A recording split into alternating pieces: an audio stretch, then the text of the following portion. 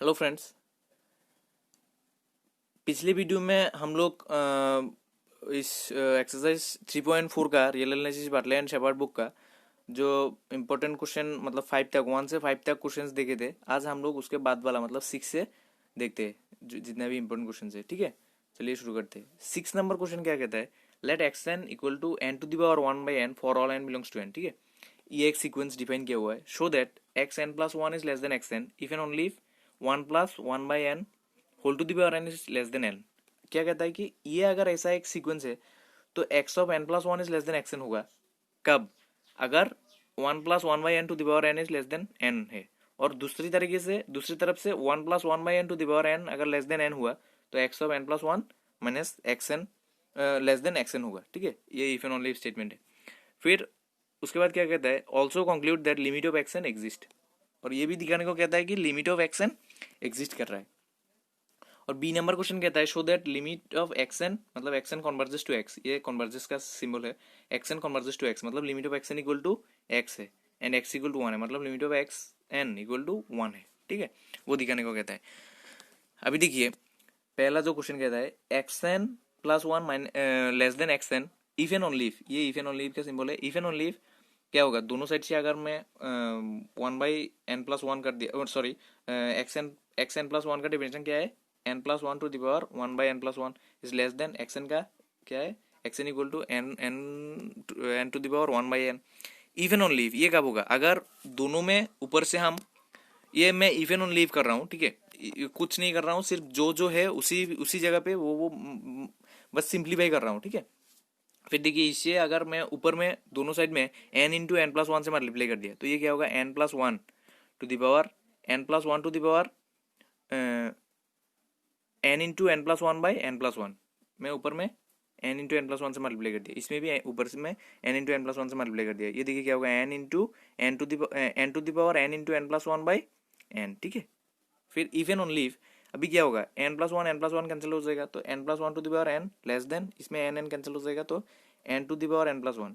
अभी देखिए n to the power n plus one का हम लिख सकते हैं n to the power n into n. ठीक है, n to the power n into n. फिर ये एन को सॉरी ये n to the power n को नीचे लाने से n plus one to the power n by n to the power n is less than n हो गया।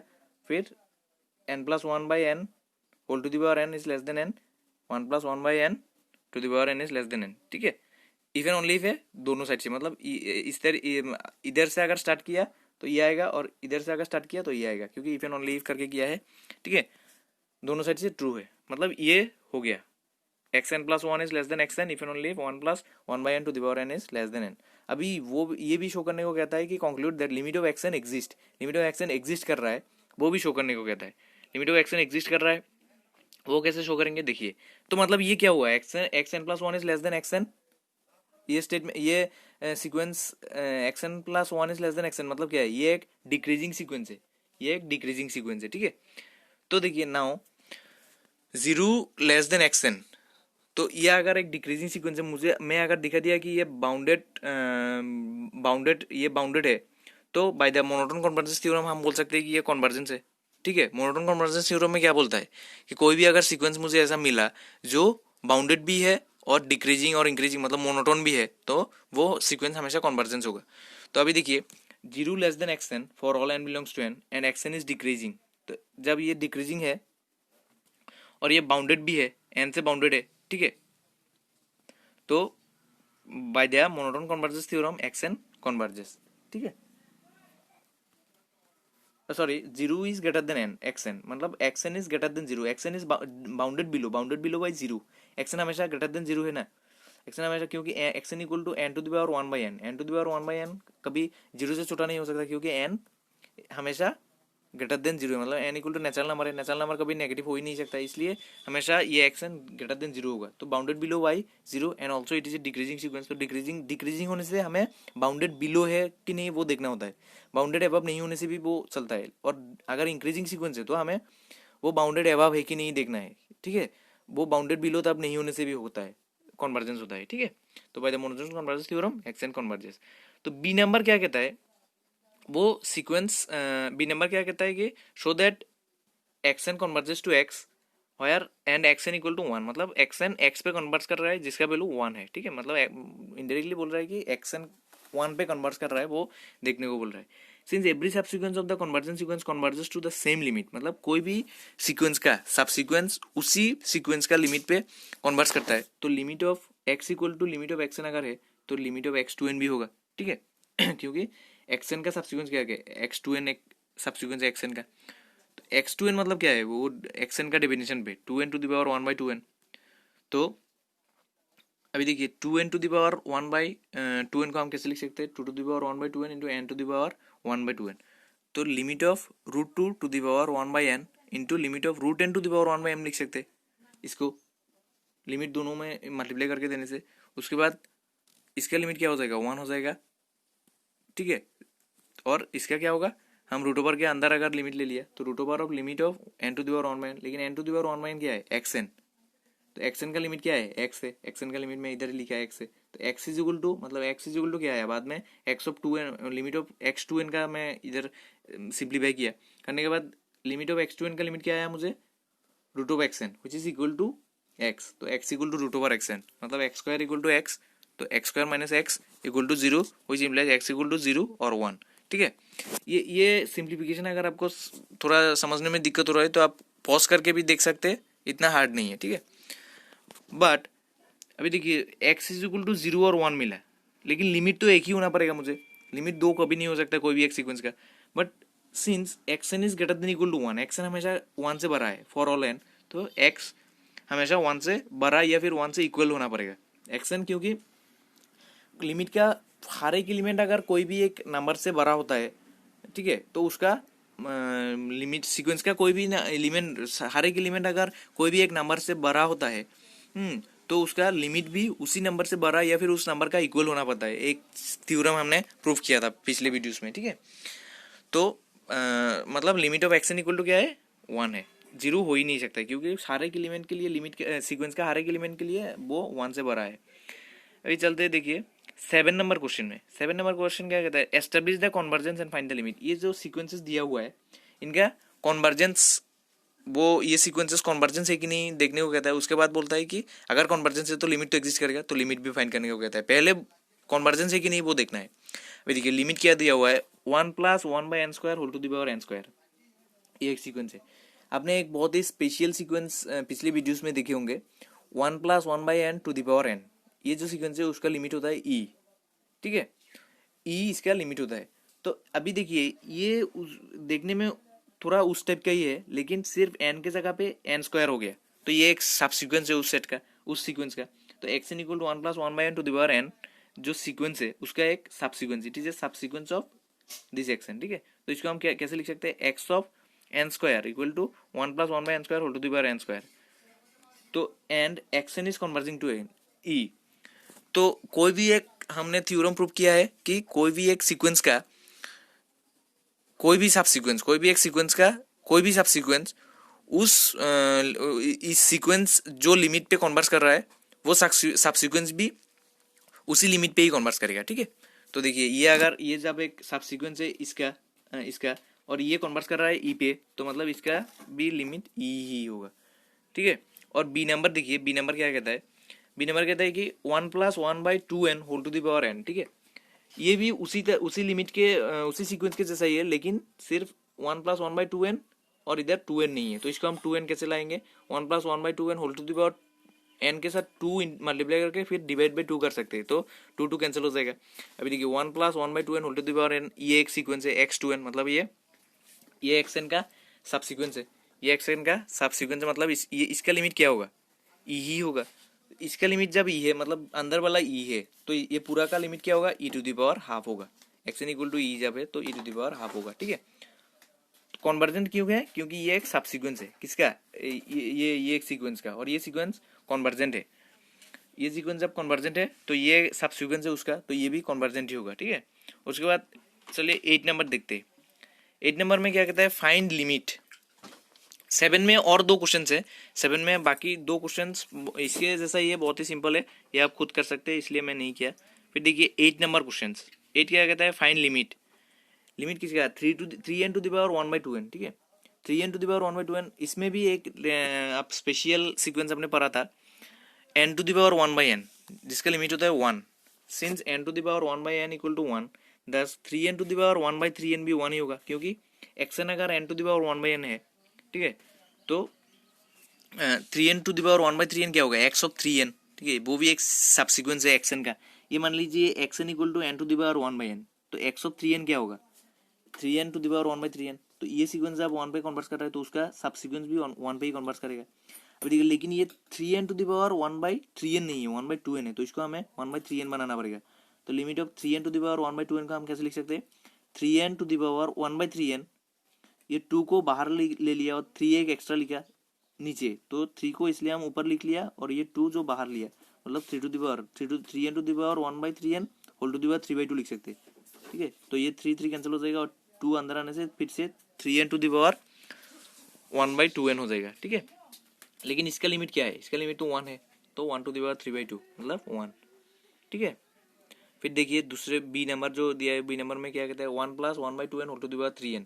ये पिछले 7 नंबर के जैसा ही है। तो 1 + 1/2n whole to the power n, तो 1 + 1/n to the power n equal to limit क्या होता है, e, ठीक है। तो limit of 1 + 1/2n whole to the power 2n अगर होता तो मेरा वो भी e होता, क्योंकि वो एक सब सीक्वेंस होता है इसका। लेकिन अभी मेरा है 3n। फिर से पहले क्वेश्चन के जैसे मुझे इसको पावर को चेंज करना पड़ेगा। तो 1 + 1/2n whole to the power 3n को हम कैसे लिख सकते हैं, 1 + 1/2n whole to the power 2n whole to the power 3/2, ठीक है। ये 2 कैंसिल हो गया और 3 आंसर अंदर आने से फिर से 3n हो जाएगा।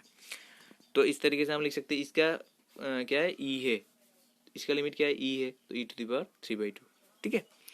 चलिए 9 नंबर क्वेश्चन देखते हैं। 9 नंबर क्वेश्चन में क्या कहता है, suppose that every subsequence of xn has a subsequence that converges to 0 so that limit of xn equal to 0।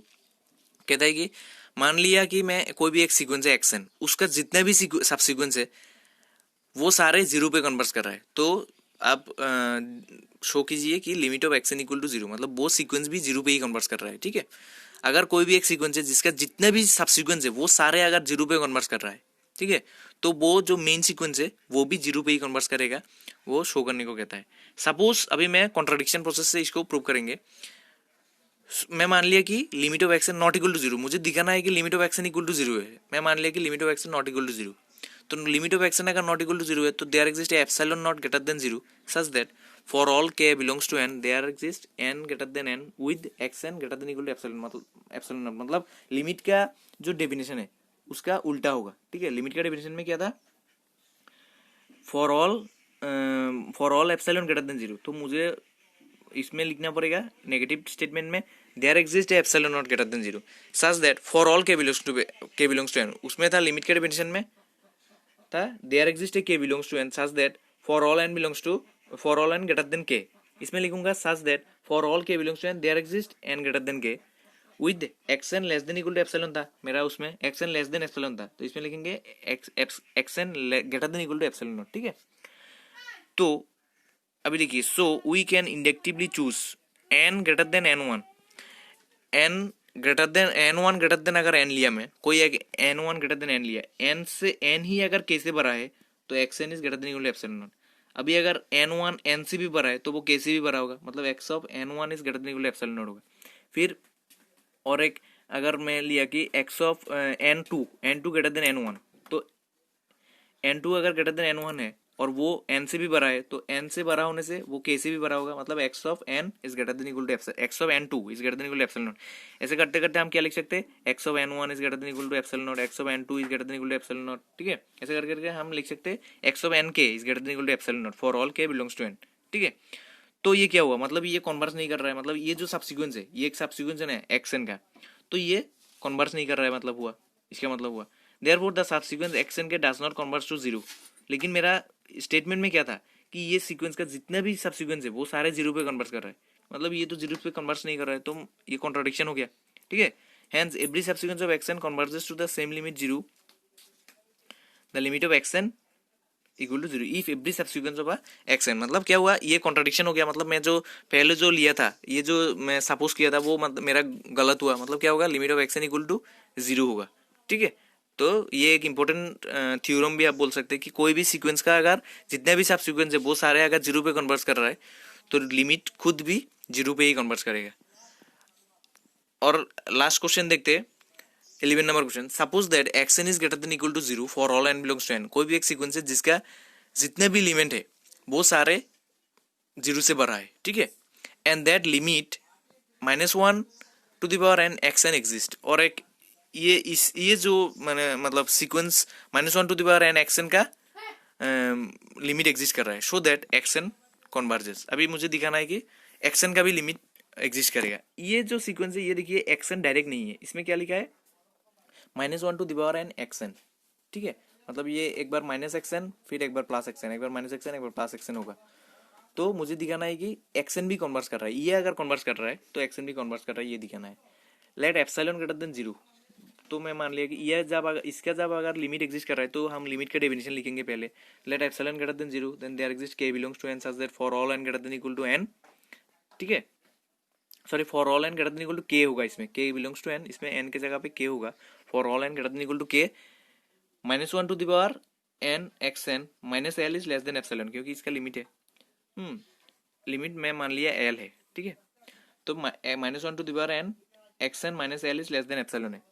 Now by using triangle inequality, triangle inequality में एक कोरोलरी हमने result में एक कोरोलरी लिखा था, मतलब रिजल्ट में लिखा था mod of whole mod of mod x minus mod y is less than equal to mod of x minus y, ठीक है। ये देखिए mod of mod x minus mod y is less than equal to mod of x minus y. तो epsilon greater than, इसको हम दूसरे तरीके से लिखने से epsilon greater than -1 to the power x n -1 to the power n x n minus L, ठीक है। ये कुछ नहीं किया, बस उल्टा कर दिया, ठीक है। तो ये लेस देन इक्वल टू क्या होगा, दिस इज, अगर इसको हम x को अगर ये ले लिया, x को अगर -1 to the power n x n ले लिया और y को अगर l ले लिया, तो इसको हम क्या लिख सकते हैं, less than equal to mod of x n, मतलब mod of -1 to the mod of -1 to the power n x n minus mod l, ठीक है। लेस देन इक्वल टू ऐसे लिख सकते हैं क्योंकि this is less than equal to this one. उसके बाद हम इसको फिर क्या लिख सकते हैं, -1 टू द पावर एन को अलग से मॉड और एक्स एन को अलग से मॉड दे सकते हैं, और एल तो जैसे मॉड ऑफ एल ऐसे ही रहेगा। Which is greater than equal to -1 to the power n का मॉड करने से वो 1 ही होगा, क्योंकि -1 टू द पावर एन का क्या होगा 1 या फिर -1, 1 या फिर -1, तो मॉड के अंदर वो 1 ही हो जाएगा। मतलब मॉड ऑफ एक्स एन क्या होगा, एक्स एन ही होगा, क्योंकि x n is greater than equal to 0 है, वो मॉड ऑफ एक्स एन भी एक्स एन ही हो जाएगा। तो x n minus mod of l is less than equal to epsilon, वो हुआ कि नहीं। अभी देखिए ऐसे ऐसे करते करते हम लास्ट में क्या पहुंचा, एप्सिलॉन इज ग्रेटर देन ये, मतलब this is less than epsilon, x n minus mod l is less than epsilon. तो मतलब क्या हुआ, limit of x n is equal to mod l, ठीक है। चलिए आज के लिए इतना ही, थैंक यू।